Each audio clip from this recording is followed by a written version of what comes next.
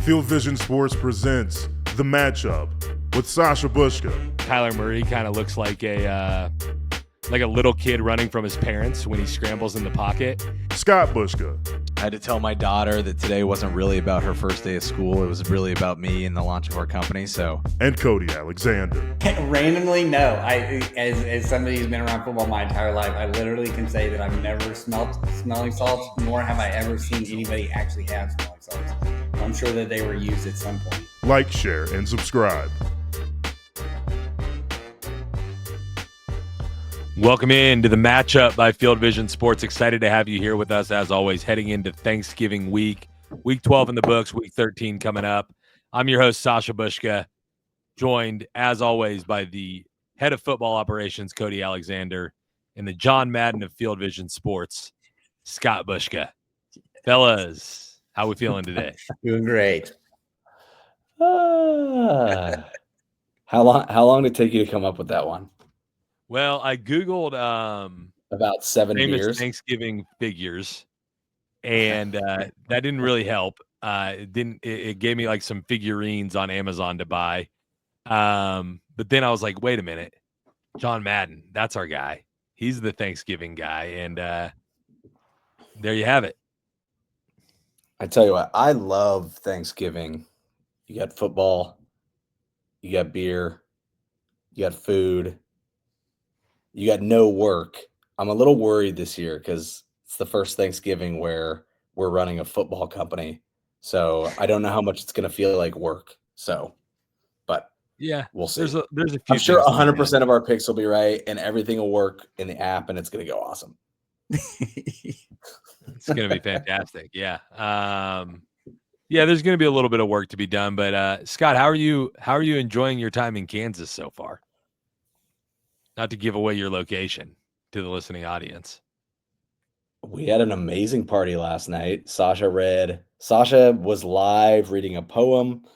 I got to MC an event for our parents. So Wichita's amazing. We got a little Duke KU action at Dudley's Irish Pub. That's some free advertising. So yeah, Wichita's amazing. Nice. Cody, you got any big Thanksgiving plans? Yeah, gonna eat a lot of food. We're getting going with some more free advertising. Hurtado's Barbecue in Arlington is Mexicu, and they do some really unique stuff. We're getting a smoked ham and a smoked turkey. So I'm excited about that. All right, nice. Let's dive in, fellas. Got a big show planned. We're gonna pick the Thanksgiving Day games here at the end. We'll go over our power rankings as always. The model will not be updated at the time of recording, so you'll get an insight into the brains of the Field Vision Brain Trust on these picks for Thanksgiving games. And but first, I want to talk about a little theme that's going on in the NFL this year. I heard a stat driving around listening to AM radio on Sunday night on the late airport pickup. I believe it was 81, I believe, is the most one-score games to this point in the season in NFL history. So I want to get your thoughts on this, Cody. Is there something about the strategy that teams are employing that's causing games to be closer, or what do you kind of attest that phenomenon to? I think we're in a transition period in the NFL where we're leaving the kind of that post-spread era, the 2017, 2018 introduction of basically college offense into the NFL. Defenses now are playing almost primarily nickel. The number of people playing, I looked at this last week. The number of people, the average team defense playing base has gone up. We're seeing more cover three. We're moving more to close post defenses. We're adding more to the box. I think offenses are running the ball, which is shortening games.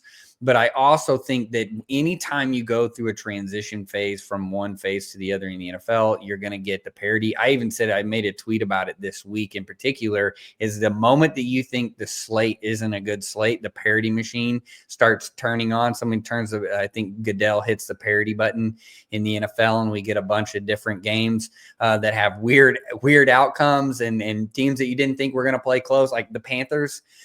Basically taking it down to the wire against the Chiefs, which nobody would have seen that. I think even I picked the Seattle Cardinals game to be more of a shootout. Ends up being was like a 13-6 game, 16-3, something like that.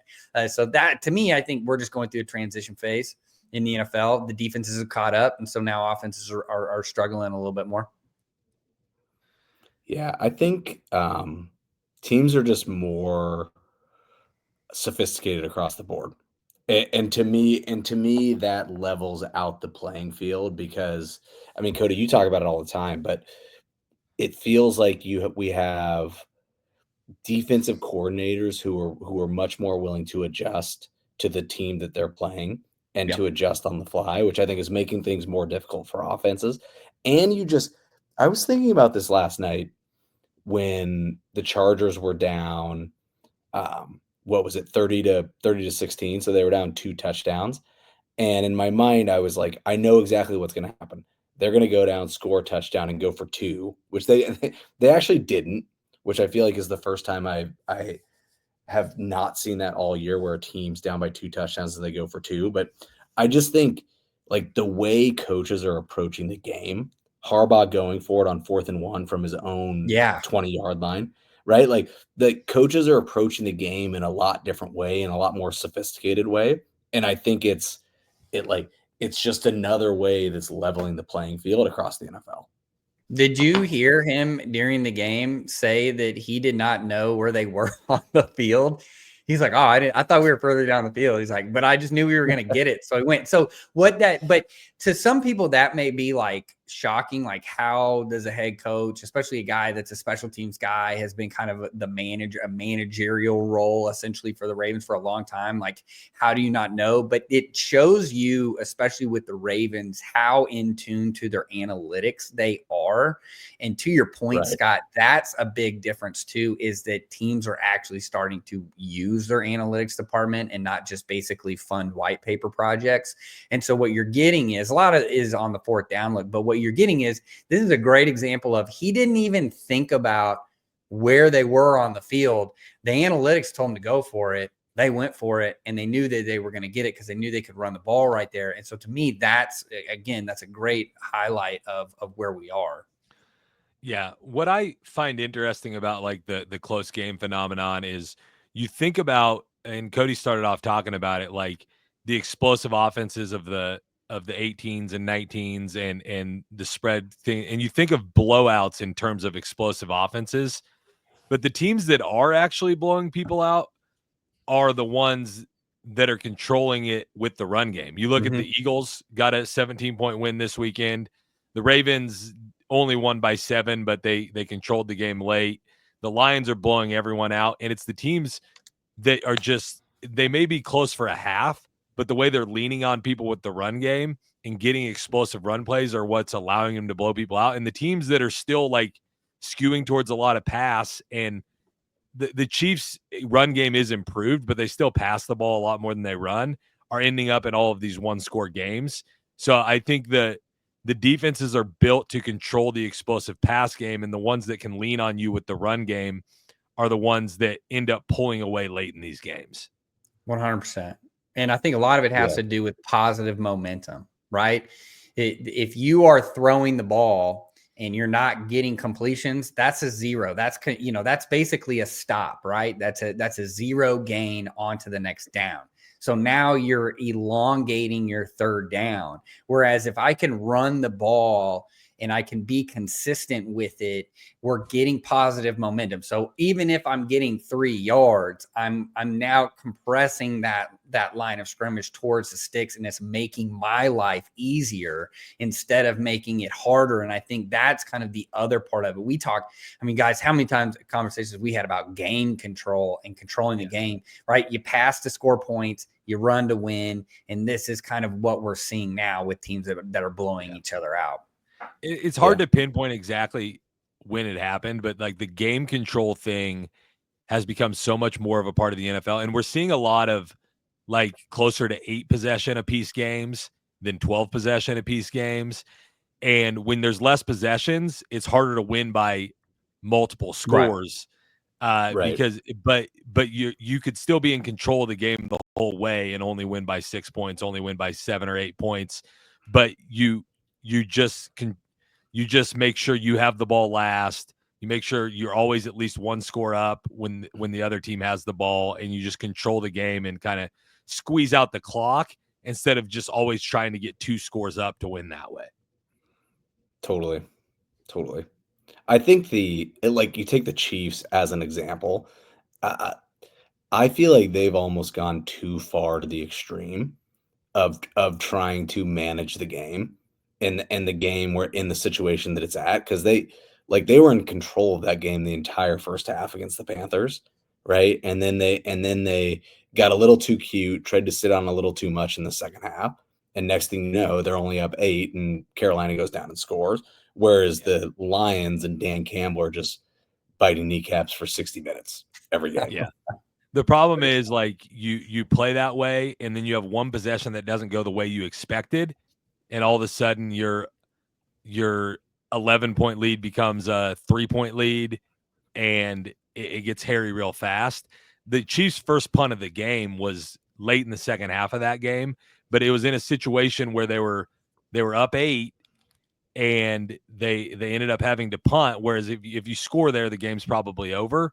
But they finally had to punt, and then the Panthers go down and score, and now all of a sudden you're in a hairy situation. So you do have to be careful. You're kind of playing with fire there. But when you know if your quarterback gets the ball back in a tie game, he's going to go score with zeros on the clock, you feel pretty comfortable in it. But then if that possession doesn't go the way you want, all of a sudden you could be losing the game.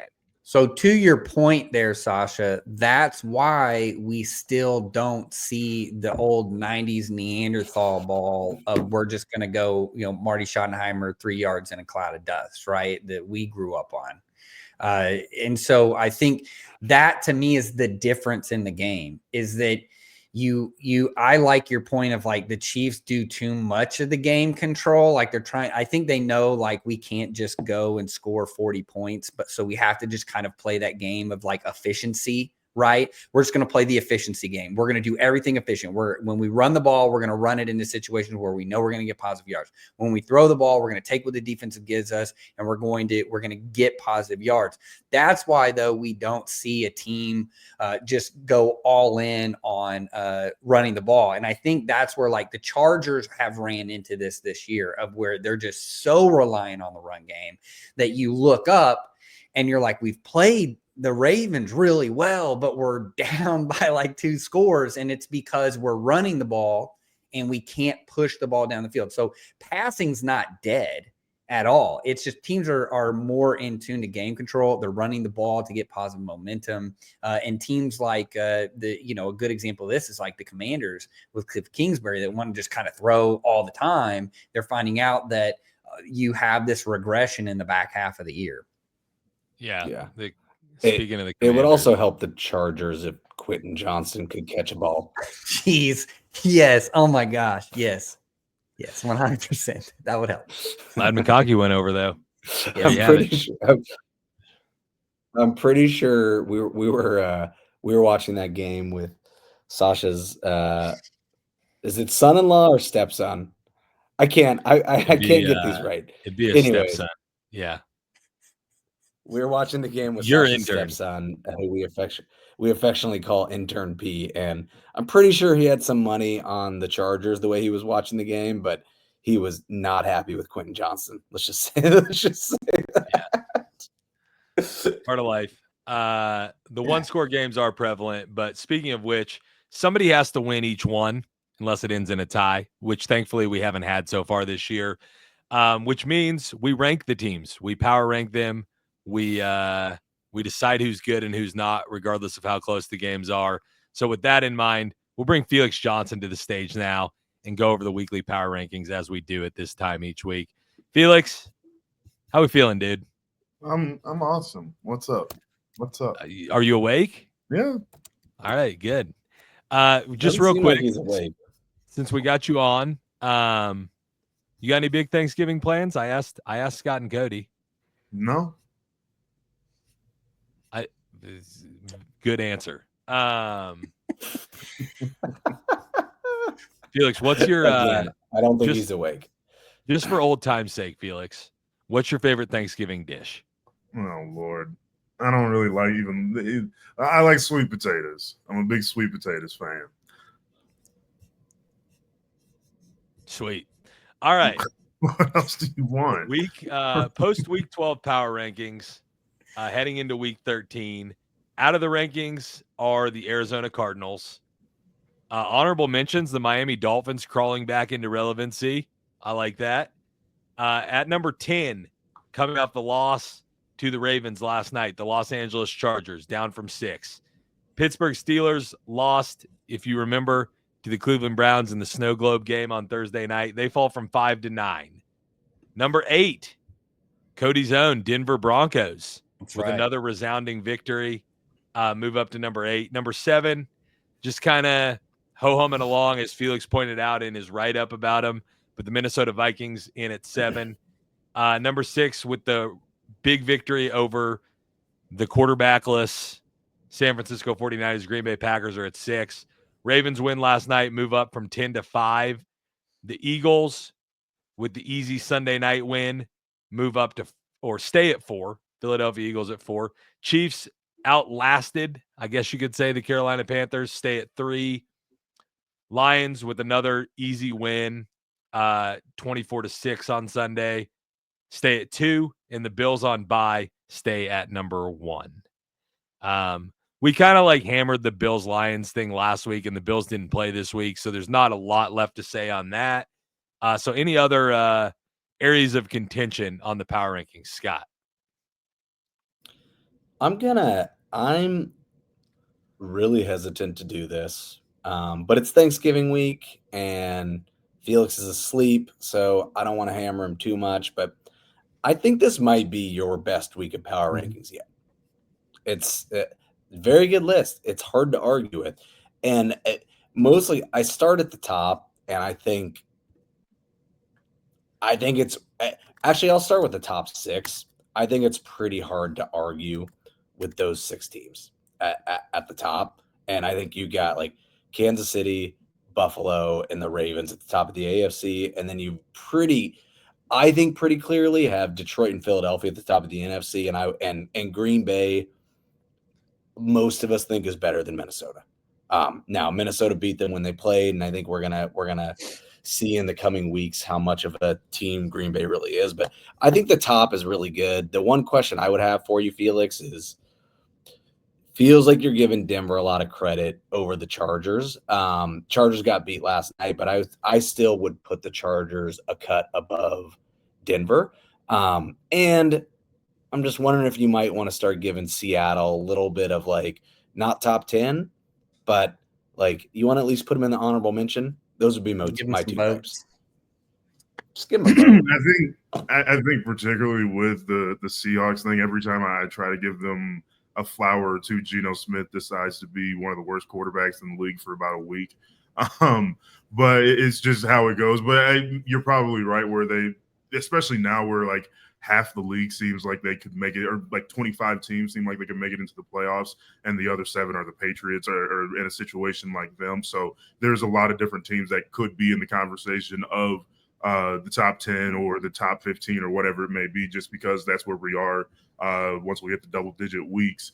With the Broncos, I think that we've seen a little bit more offensive explosion from them. Unfortunately, we haven't seen that from the Chargers yet. I know that we all love Justin Herbert and all the talent that he has, but we saw the Broncos drop, 38 on the Falcons, who have not the worst defense in the league, and they have Raheem Morris obviously being having a good scheme and everything. I think that the Broncos, and they've been consistent all year long. I mean, I think that them losing to the Chiefs on the last second field goal kind of, the block kind of really changed their trajectory or what we thought about them. But if they tie that game going overtime and win that one, do we think about the Broncos a little bit differently when they very well could have done that and they were Leo Chenal's fingertips away from doing that? So I think the Broncos could be a playoff team because Sean Payton has gotten Bo Nix to the place where we all thought he could and where he might stay for the rest of his career. But that's where they are right now, and that's without as much talent as they could have, being that they still have Russell Wilson's contract on the books. There's a handful of other salary cap things that they're figuring out, and that they're going to be better next year, and they're already this good this year. Yeah, so I guess here's where I'm at with the Broncos and the Chargers is like the Chargers are changing a culture with a new head coach with Jim Harbaugh. So people assume they're kind of like maybe they're ascending and should be getting better throughout the year. But I think the Broncos are in the same situation with a rookie quarterback. People didn't expect much of them early in the year, and they should only be getting better as the rookie quarterback gets more and more games under his belt. Whereas the Chargers have an established quarterback in Justin Herbert. So I think there's reasons to feel like both of them are on the uptick and will be even better than what their record says moving forward. I do think in both cases, though, like thinking of them as like real Super Bowl contenders, real contenders to come out of the AFC will be next year at the earliest. So I would put them kind of in the same category, similar. Yeah. It's interesting that you say that about the Chargers, but you don't think that about the Broncos too. Okay, which I'm in the same boat, and I think most people do, but I think for whatever reason, everyone thought about Sean Payton in Denver as almost like a short-term solve. And I think it's because like when you connected him with Russell Wilson, it's like it almost all felt like a Band-Aid, and this is like a couple year thing. But the more he gets settled in, like it feels like a culture change in Denver too, right? And that team this year feels completely different than that team last year. And you've got him and Bo Nix, and if Peyton has a lot of years left in him, like that could be a team that's good for a long time. Like the fact that we're even having this conversation should tell you the AFC West is going to get a lot harder for the Chiefs moving forward. Mm-hmm. Yeah. And you know what's interesting is like people may have thought of Sean Payton as a short-term fix because like he's up there, he's up there in age and all of that, and you don't know how long he's going to be there. But him and Jim Harbaugh are actually exactly the same age, so they're probably both going to be there for years to come, barring anything unforeseen. Are they really? They're both. I would have never guessed that. Yeah, I just Googled it real quick. Maybe it's because Harbaugh says so much weird, wacky shit. It's like he feels younger. Yeah, maybe. Cody, I want to get your thoughts because you're in tune with the whole league, but also everybody's got to be a fan of someone, and you're a fan of the Broncos. So you know a lot coming out of there. Would you have the Broncos ahead of the Chargers right now? I would, and the reason why is defense. I think that the Denver's defense is better than the Chargers defense. You look at it just in terms of, we can go through EPA, you can go through success rate, you could even go through DVOA, and they're about 10, like DVOA, they're almost 12 percentage points. They're almost 10 percentage points ahead of where the Chargers are. So you just go separate at that. I think too, a lot of times teams can get weighted down in some of these advanced metrics, especially that are like over the season. And I know that the guys over at FTN, they do weighted and metrics, and you can do the weighted EPA and stuff like that. But the Broncos offense was pretty abysmal the first 3 weeks of the season. And I think Bo Nix was also just not great. I mean, I think just being a Broncos fan, having to hear about it all the time about, oh, you guys you took that guy in the first round. He should have been a day 2, day 3 pick. I think what we're seeing now, though, and I've said this multiple times to multiple people, if you go look at his heat map and you go take a Drew Brees heat map, they look identical. In fact, I could probably argue that Bo Nix is throwing the ball down the field a little bit more. Now, I'm not saying he's Drew Brees, and Sean Payton would tell you the same thing. He said it multiple times. Let's not put that crown on top of his head, because that's not who he is right now. But you have a defense that is not regressing. You have an offense that is getting better. I think with the Chargers, you have a little bit of regression on defense. You have a good, I know we talked about the Quentin Johnson drop, but you do have a top 10 passing game, but they do it because it's so efficient and so reliant on the run that it kind of masks what it actually is. And so to me, that's where I would take the Broncos. Now, in terms of the power rankings, I would just flip the Steelers and the Broncos. I don't think the Broncos should be ahead of the Steelers, just because they played head to head. That snow game was a weird divisional game. I think we even talked about that. I felt like the Browns were going to cover that game. I mean, we took it as a best bet. So I think like there's something to be said that, we'll see if that's a trend going forward. But that was such a fluky game.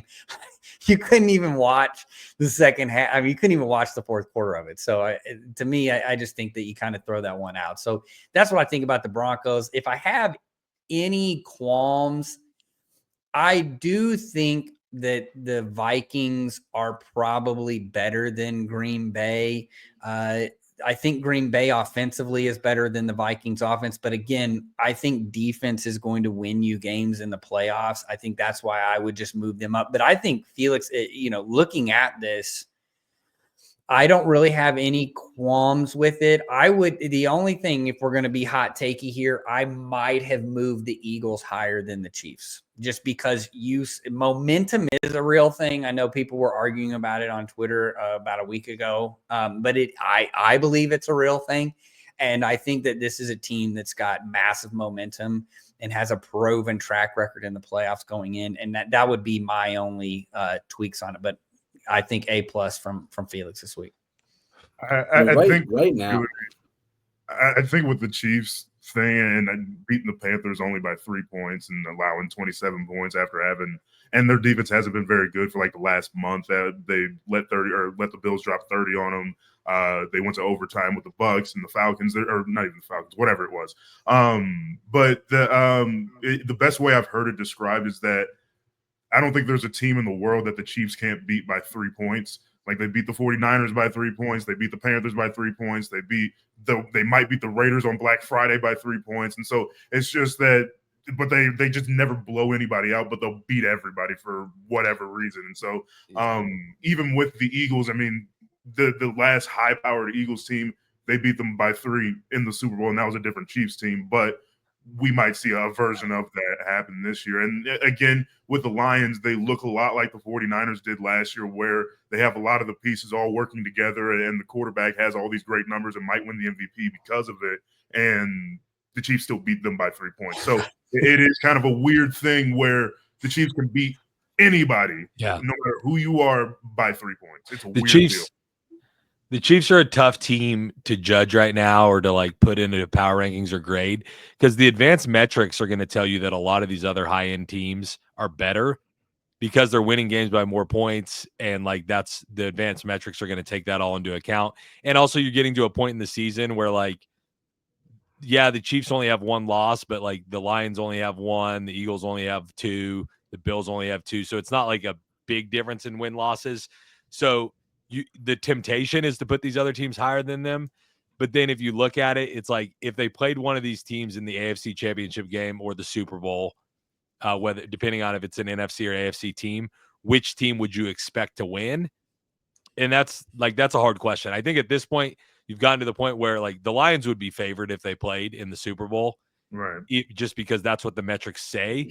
But there'd be a hell of a lot of people that would be scared to take the Lions. Right. On the other teams, I don't even know if they would be favored if they played late in the playoffs. And even if they were, I think most people would trust the Chiefs more. So that's where it gets hard. Even like last year, the fact that they lost games to the Packers and to the Raiders on Christmas Day makes this year that they're improved. Their offense looks better. Patrick Mahomes, like even in the last month that the defense hasn't been playing well since they got DeAndre Hopkins, Patrick Mahomes has flipped a switch, thrown 3 touchdowns, no picks, and kind of turned it on. And he might make a stretch for the MVP. Believe it or not, the guy at 10-1. So Yeah, the reality is that the Eagles are better than the Chiefs right now. No question. It also doesn't matter. Like these rankings are irrelevant for the Chiefs, and that sounds weird to say. There is not a very good comp for a team that behaves like them and but has so much like the best comp I can actually think of is like the late 90s Yankees teams who always had Mariano Rivera in the bullpen. And it's like it didn't matter what happened if the game was close at the end, they were going to win. Right. Like the Chiefs have just built up so much credibility, 3 Super Bowls in 5 years, 2 in a row, that it's like, A, we know that they're kind of bored with these regular season games, and B, like it doesn't. I mean, were they might have been dogs 3 straight games. They were dogs against the Eagles 2 years in the Super Bowl. They were dogs against the 49ers last year. They were dogs against the Ravens in the AFC Championship game, and I think they were dogs against Buffalo at home against the Bills. Yeah. So like it kind of like yeah, all those teams are better and they'll probably be favored. It also doesn't matter. It doesn't. It's a good way to make some money though. Potentially until it all blows up. Like that's the thing is like if you everything like is a guarantee, like a Chiefs win in the playoffs is a guarantee until it's not. Like and if you only predict things that you've already seen, you'll always be late in predicting them. And so that's why they're dogs in these playoff games is because like Vegas is saying like it runs out at some point. Yeah. And if you're a Chiefs fan, which as you can see by the logo on my shirt, I am, you want them to look a little bit better at some point down the stretch here before the playoffs start. But the reality is none of it's going to matter until the playoffs because they're going to be in it. And then you see what happens then. Yeah, and I put it in the article, but they've got a bunch of guys returning from injury. Hollywood Brown might come back, and Charles Omenihu and Isaiah Pacheco coming back. And they might be the best they've been all year long in December going into the playoffs, and getting all those guys back might be a big deal. And then getting DJ Humphries, hopefully fixing their left tackle problem. So yeah, there's a couple of things coming around the corner that could help them out even more so. Yeah, that's the elephant in the room right now is like Mahomes is getting sacked a lot. And like he can be a bit of a magician, but their offense isn't built to overcome sacks anymore. Like it used to be if it was 3rd and 16, no big deal. They'll probably pick it up. Now they need to be on schedule and on time. And that's been some of their problems, at least to the extent that they have problems, even though they're 10-1. Yeah, but he's also, and I know we need to move on, but he's also the most Mahomes has ever been sacked in a season in his career. It's 28 times. He's been sacked 27 times this year through 11 games. So it's all their offense isn't built to overcome it, and this is probably the worst offensive line, at least at the tackle positions he's played behind. Yeah. Felix, I got to tell you, man, thankful for you. Thankful for you finally producing a decent power ranking that Scott and Cody didn't. Finally, good God. There's like 13 of these out there, and you didn't like one of them along the way? Well, to be honest, this is probably my least favorite because there wasn't as much to pick apart for pod content. Yeah, they're getting better. That's all we can ask for, Felix. They're getting better. This was easy. God. This was kind of like an easy test the teacher gave you. But you know what? I'm putting the Cowboys back in it. They dropped 34 on the Commanders. I was a little bit surprised not to see them. Yeah, I know. At least surprised they didn't even get any votes. If they beat the Giants on Thanksgiving Day, they're sitting at 5-7. You never know. I'm just saying. Right, the Cowboys are a stone cold lock. Put them in all your money line parlays. Stone cold lock on Thanksgiving. That could never go wrong. Yeah. I mean, they're playing Tommy DeVito. It doesn't sound that crazy. Yeah, and we did we put Tommy DeVito in our picks this weekend? I feel like we did. It was. You know what?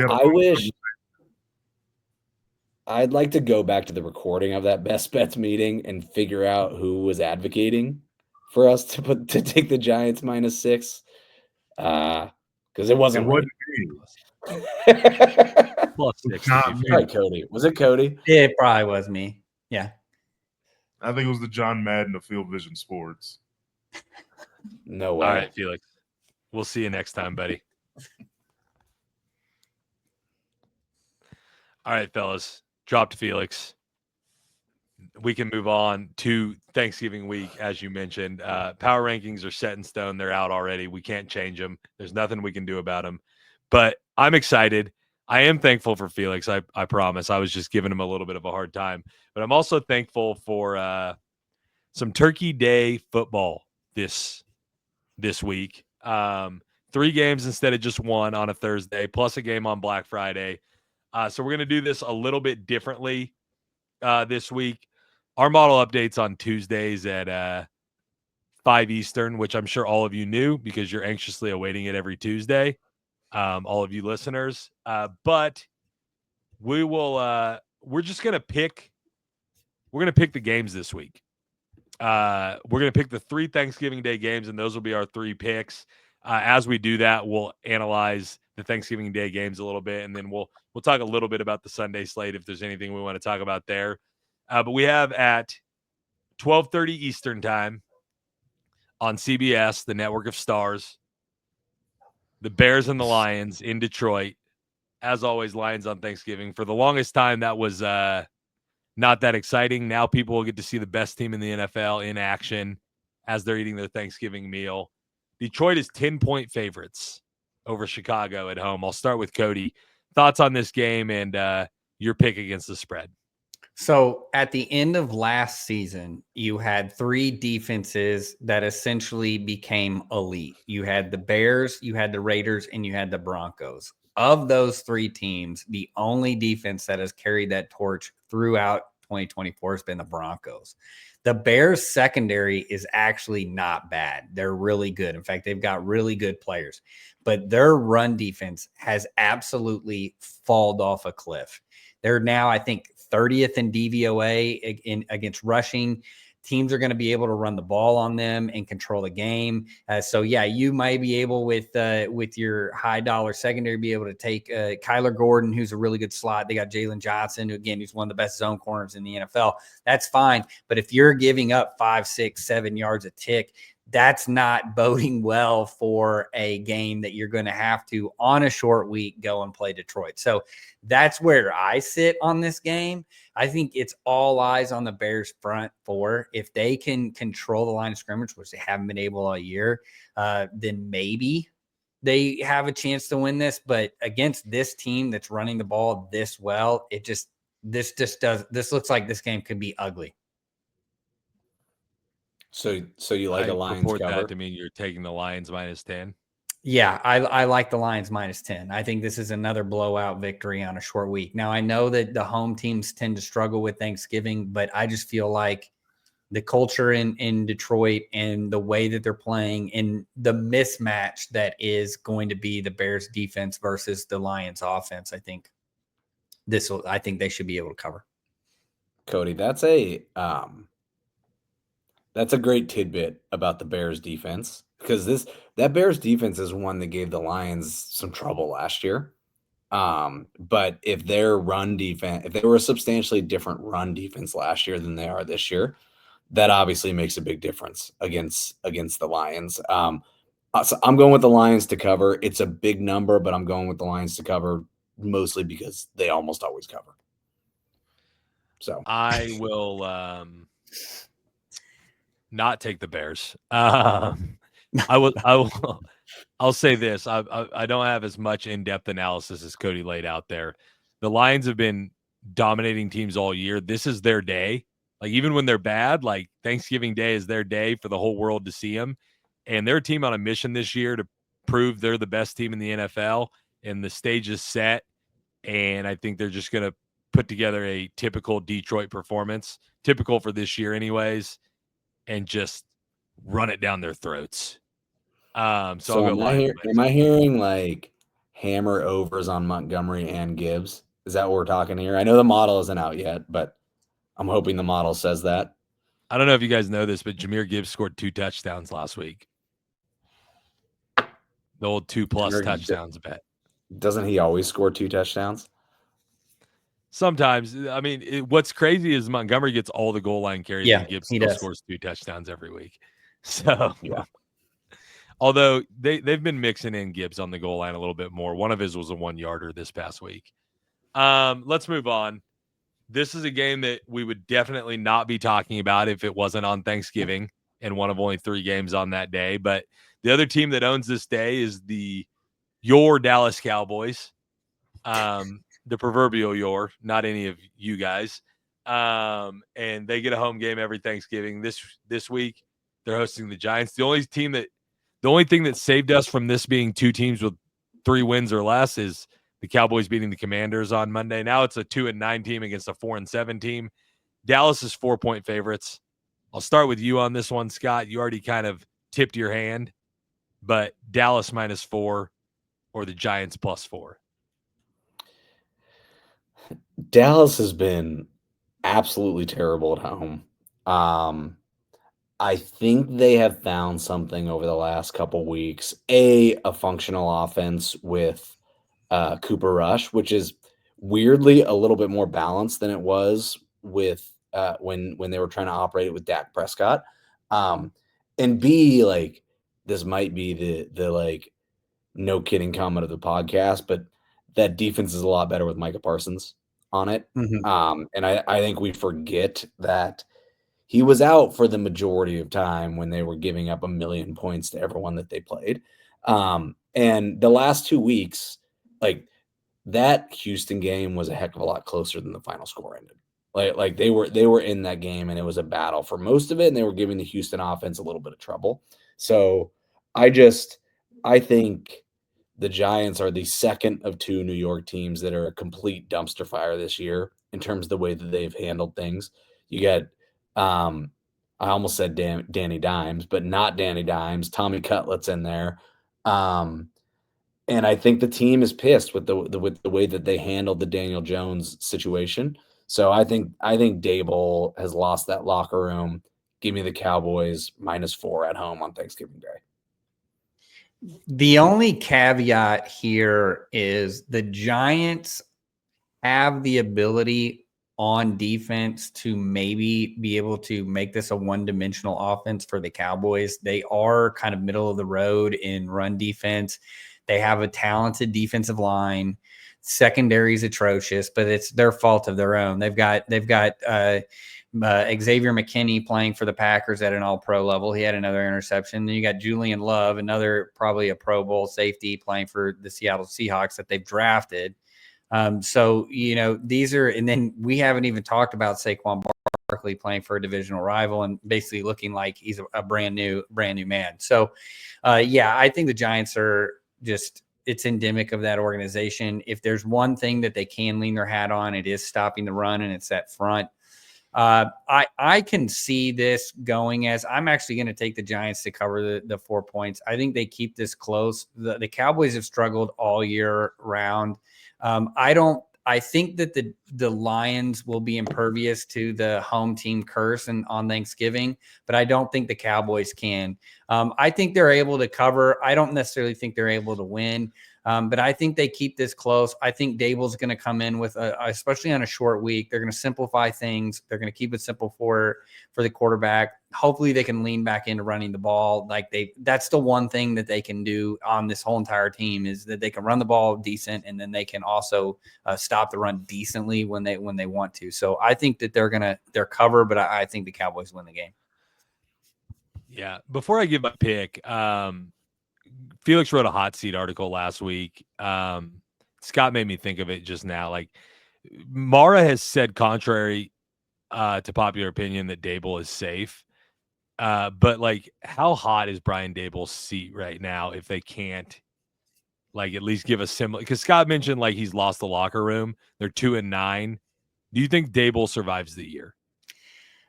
I want to know how much of him cutting Daniel Jones, or was it the owner coming in and saying, I want Daniel Jones out? Or is it the GM who signed Daniel Jones over Saquon Barkley? I mean, to me, a lot of things get thrown onto the head coach. And like, if you're Bill Belichick and you're the GM and you're the head coach, then those things fall on top of you. Sean Payton is a great example with the Saints, that you end up becoming a problem. I think that this is more of a GM ownership issue than it is Brian Daboll. I like Brian Daboll. He's been able to show that he can get something out of that offense every once in a while. But yeah, this whole organization, it may just be time to start all over. I don't know if you listen to Brian Burns after the game yesterday or on Sunday, but his comment was essentially like, for us to come out off a bye week and be that ill prepared to be down 30-0 is embarrassing. Like, that's not a front office thing. Yeah, That's a coaching thing. And to me, like, those just no one's having fun there. And like, that's kind of the Daboll comes from the Belichick coaching tree of like, we're not going to have fun. We're just going to do our job. But like, that doesn't work when you're not winning. So I don't know. Mara has said he's safe. He also has a history of saying that and then moving on from coaches. So I could see both sides of the coin on this one. The argument I'll give for potentially keeping him is like, you're going to start over with the quarterback, right? You're going to go probably get a rookie and have a new quarterback coming in. When you're looking for a new head coach, you're probably going to be looking for like the person who is most capable of coaching up a quarterback, a young quarterback, and you're going to be trying to get someone like Dable. Although, and like the first year with Daniel Jones, he coached him up. Like, he played better than he usually was. He did well with Josh Allen when Allen was a young quarterback in Buffalo. So there is some like reason to keep him if you're looking for a quarterback guru anyways. But like, if he's lost the locker room completely and they're not playing for him, then I could see that side of it as well. Well, I mean, I'm not saying, like, I just want to make sure I'm clear on this. I'm not saying this is 100% on the GM. I think too Brian Burns had those comments, but Malik Neighbors' comments the past couple of weeks have been pretty much like, why am I only getting targets when we're down by 30? And we've seen like a guy like Kevin O'Connell. Doesn't matter who the quarterback is, Justin Jefferson's going to get his yardage. So like to me, the whole deal too with his relationship with Mike Kafka, who comes from the Chiefs tree, that's a weird deal too. So I'm interested in, maybe this is time to just kind of blow it up and start all over. Yeah. The only thing I would say is like, calling Dable a quarterback guru when the only thing he's known for is being good with Josh Allen. I think we have to be a little leery of that because what we know is any offensive coordinator is going to be good with Josh Allen. It's kind of like thinking that Matt Nagy's awesome because he was the OC for Patrick Mahomes, or thinking Eric Bieniemy was right. Like, you gotta be careful with these guys who are who are offensive coordinators for superstar quarterbacks versus like a Kevin O'Connell. Cody brought him up, which is like, you give them a bunch of garbage and they still have a highly serviceable offense. I shouldn't say a bunch of garbage. He has Justin Jefferson, but we know Darnold's not that good. So I still feel like Dable made his name off of Josh Allen and hasn't done much else. Yeah. All that said, two shitty teams on Thanksgiving. So give me the points. I'll take the Giants +4. Ooh, all right. Always take the points when you it. got two bad teams. So me and Cody on the Giants, Scott on the Cowboys there. Was that kind of like the Giants +6 this weekend? Yeah, against that's great. Tampa Bay? The problem is Tampa Bay is not shitty. I don't know where our heads were with that. Yeah, I looked at that too, and I was like, how did that happen? Let's go to the Thursday night game. Dolphins at Packers. Some more NFC North action. It's a showcase of NFC North juggernauts on Thanksgiving Day. Packers are 3.5-point favorites at home against the Dolphins.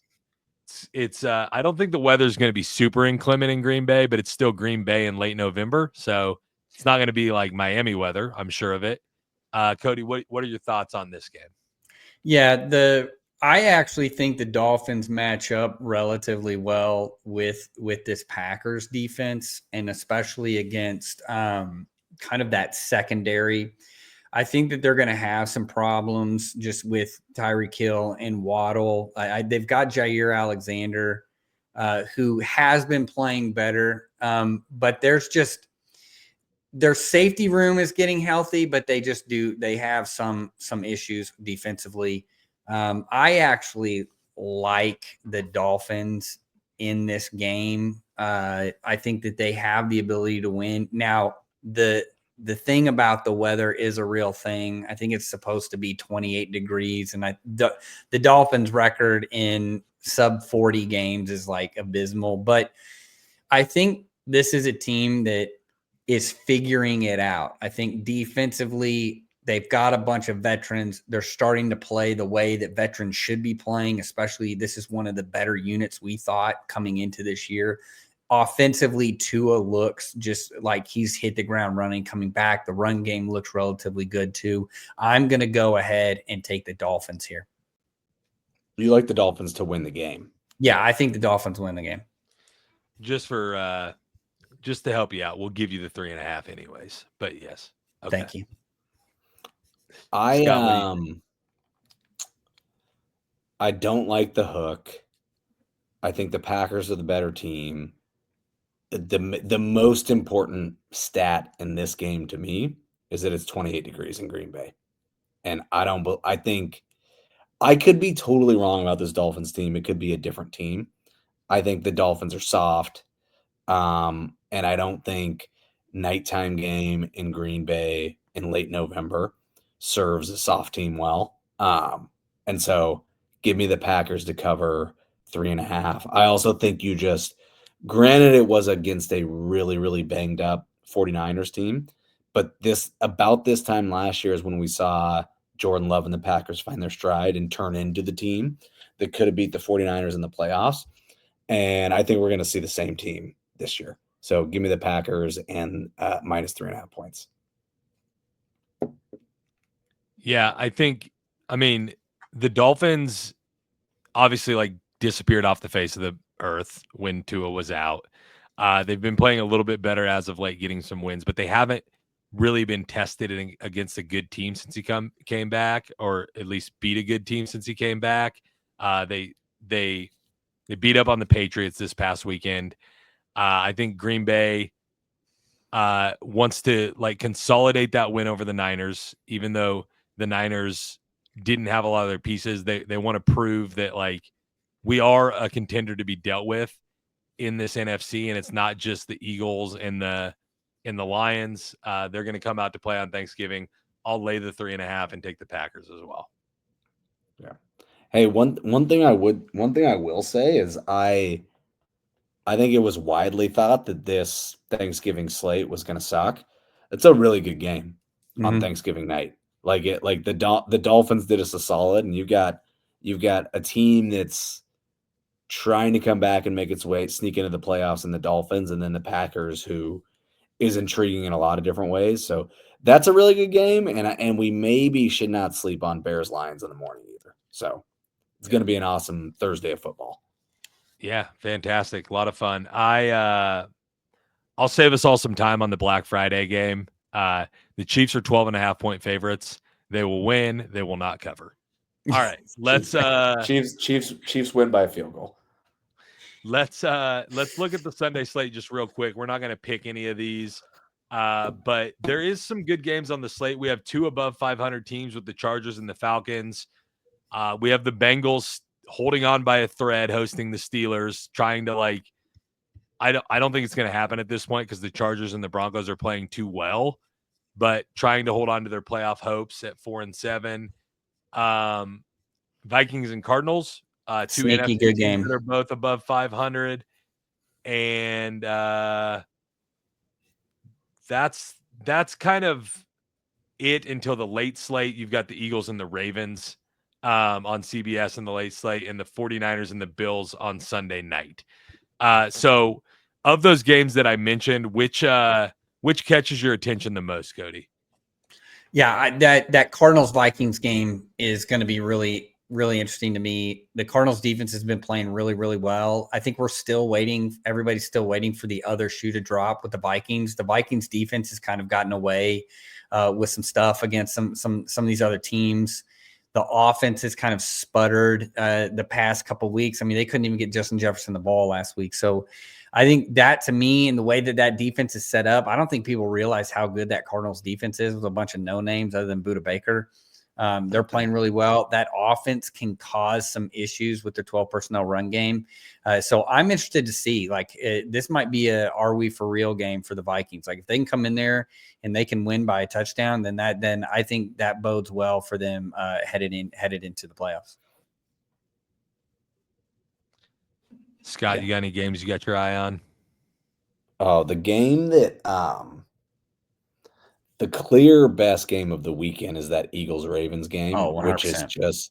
just going to be a fist fight, and I cannot wait to watch that. Like, it's going to be that's obviously the best game of the weekend. Yes. To me, the most intriguing is the Sunday night game, which is the 49ers versus Bills. And the only reason I say that is we didn't talk about it, but like the question everyone has to have is did Purdy's injury in the Packers last week just kill the 49ers?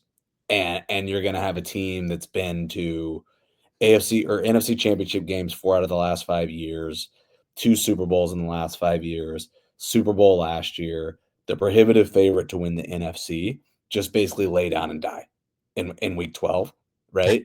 And the Bills are really good.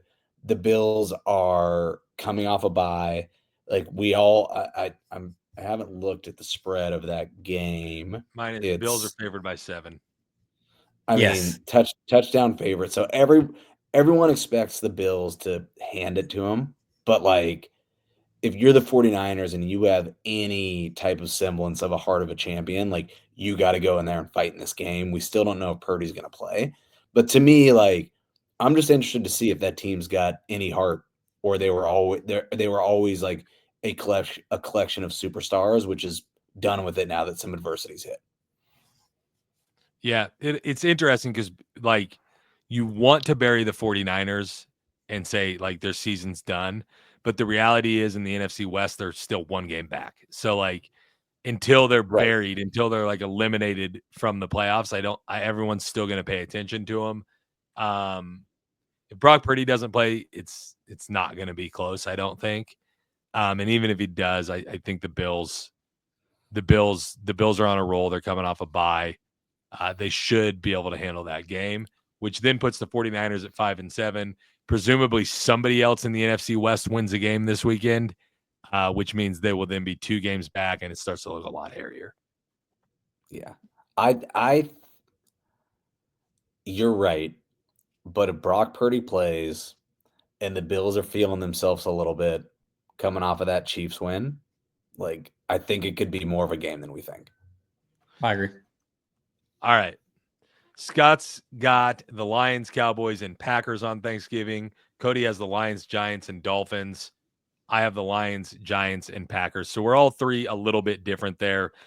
Cody, on our way out, it's Thanksgiving week. What are you thankful for? I'm just thankful for one, for you guys. This has been a blast all year, and then 2, just I'm just thankful for everything that I have. So, Scott? Nothing special. I mean, I'm a simple guy. I got my family. I got my house. I got friends. That's all I need. Yeah, I wasn't prepared for this. We're not going to get sappy. But I second what Cody said. Like, there's a lot of change this year, and I'm thankful for, like, we're building something really cool at Field Vision, and I didn't know Cody before February, and now I get to talk football with him every week. I've always known you, Sasha, so, that's not new. But yeah, I'm thankful for what we get to do and all of you guys. And I think watching football and having fun with the family on Thursday is going to be great. I'm thankful for the 3 Fs: friends, family, and field vision. And also just mildly thankful for the peanut gallery in the chat comments, which is Felix Johnson. The 4th F. Oh, we love you. Yeah, We love you, Felix. Felix, come over for Thanksgiving. Felix is mad that he can't find a turducken prop bet, and he's good on coming over for Thanksgiving. All right, people. Come over for Thanksgiving. I'll make you take a lot of weird prop bets. Follow us on X at FieldVisionMI, at FieldVision Sports on Instagram. Go to the website, fieldvisionsports.com. Read the blog, download the app, do all the good things. Have a great Thanksgiving, everyone. It's going to be fun with football. That's the 5th F. Thankful for that as well. We'll see you next time. I'm going to go take a thankful ice bath.